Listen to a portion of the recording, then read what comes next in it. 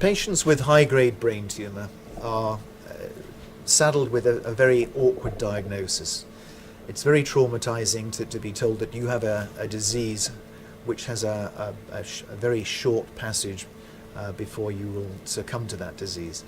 So patients are looking for all sorts of things out there, and quite rightly so. At the moment, we're not able to give them any greater hope than something which will secure them perhaps another year or 14 months of additional reasonable quality of life.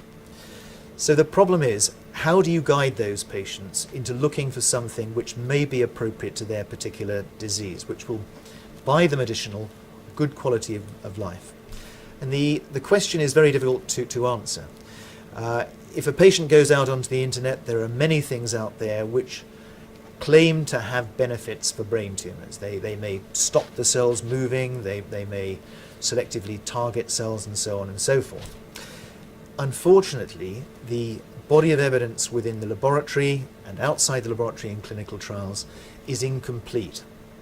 So it's a decision which has to be made by each individual patient in consultation with their medical teams. And I think at this stage, patients who have already gone through a very aggressive surgical, radiotherapeutic and chemotherapeutic regimen are very likely to say, well, at this stage, I need to be looking for something else. So that means that there are alternatives out there. They may have to go abroad, they may have to pay vast sums of money to receive some of these, and there's no guarantee that those will work.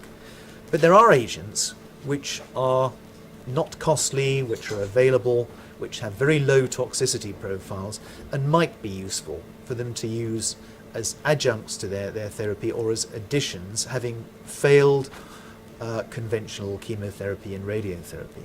And I think there are a number of those agents out there which are maybe agents which are out of patent, or maybe agents which have not gone through the validation for treatment of this particular group of diseases, which may offer some hope, but we don't know how much hope without running full-scale clinical trials.